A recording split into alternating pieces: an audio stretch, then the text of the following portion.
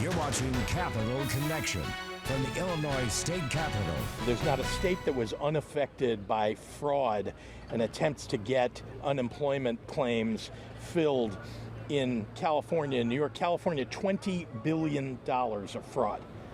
New York, $8 billion of fraud. And you can go every state throughout the country and you'll see numbers like that. Welcome back. This week, the Illinois Auditor General released a new audit on the state's employment security agency and all of the pandemic fraud that happened with the unemployment trust fund. Joining us now is the senator that requested that audit to be done, Senator Chapin Rose. Thank you so much for joining us. Hey, thanks for having me, Cole. So this audit finally drops, and it finds that there was $5.24 billion with a B in fraud during the first 2 years of the pandemic.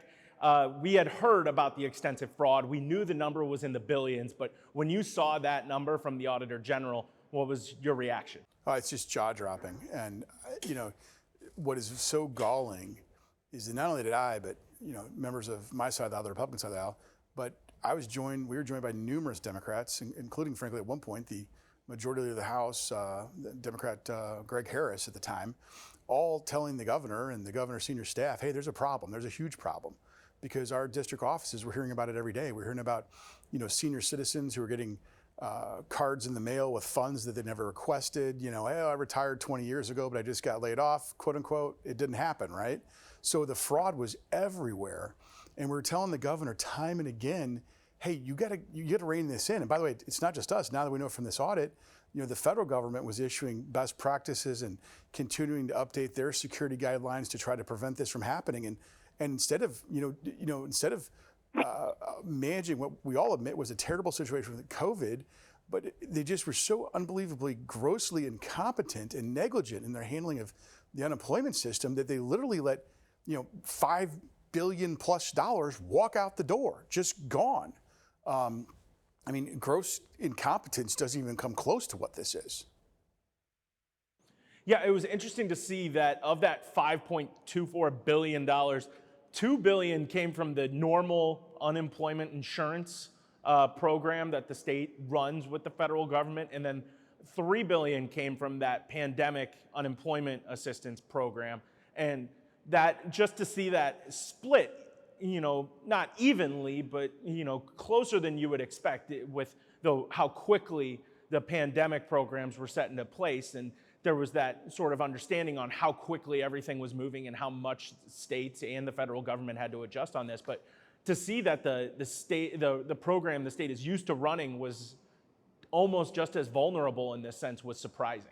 Well, and Cole, let me say this. First of all, we all understand that during the first months of COVID, everybody was doing the best they could under awful circumstances. But as time went on, it became absolutely clear to, again, not just me, but members of both sides of the aisle, that there was a major problem, a major security problem, and we were being robbed blind.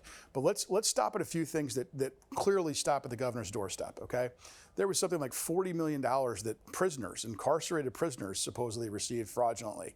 Well, that would have been very simple because the governor runs not just the unemployment insurance fund, but he also runs the Department of Corrections.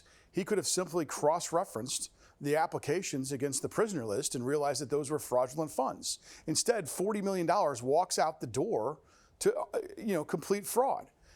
Again, basic things, and I want to repeat this. This isn't Chapin Rose, the Republicans. This audit was done by the Auditor General. It points out that the governor's office was clearly woefully negligent in administering anything related to this. They weren't paying attention to the federal guidelines being propagated, the federal best practices that other states around the country were using to try to limit fraud.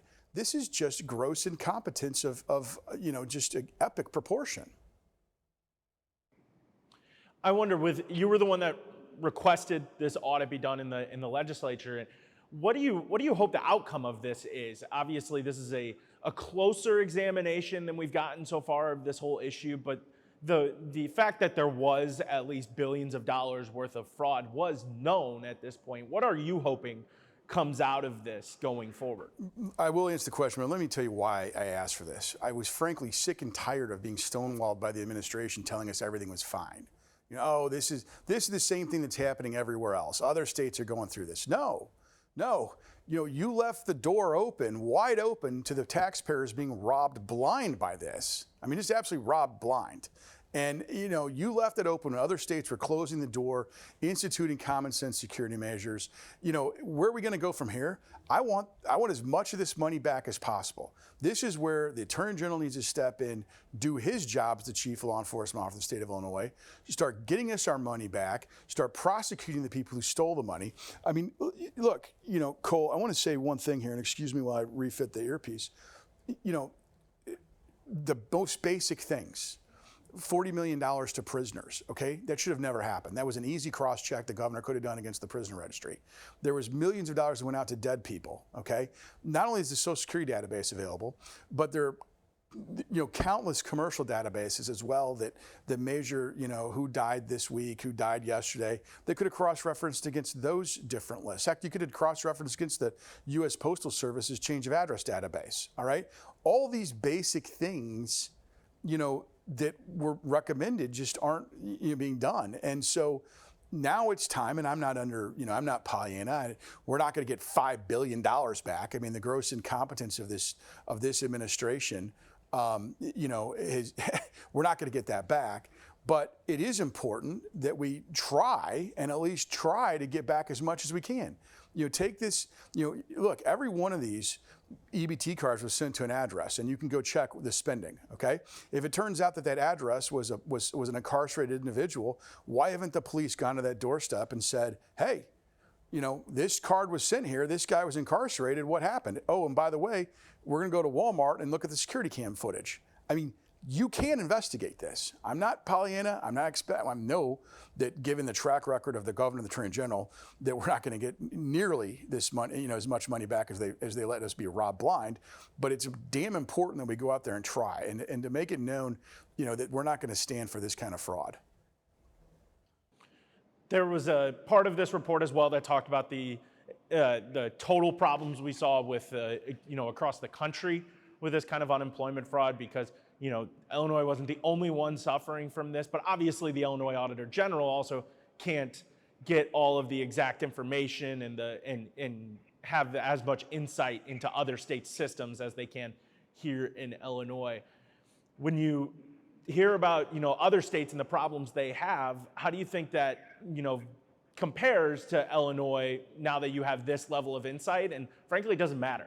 Well, again, first of all, as the audit noted, the governor's office was not, implementing the most up-to-date, best practices security protocols that were being recommended by the federal government. So the federal government sending out to other states who were doing right by their citizens, who were implementing, those best practices to prevent fraud. So again, at the same time that other states were attempting to close the door that was left open to fraudulent activity, our governor left it wide open, leaving us to be robbed blind, okay? So, but frankly, it doesn't matter. We're here now today. There's over $5 billion gone missing. And again, back to the question you asked a little bit ago, where are we gonna go from here? It's time for the auditor, for the Attorney General to do his job and start, prosecuting these people, doing the investigation. It is going to be long, tough work, but try to recoup as much of these, these billions of dollars gone missing as possible. All right, well, Senator Chapin Rose, thank you so much for joining us. Thanks for having me. We'll be right back.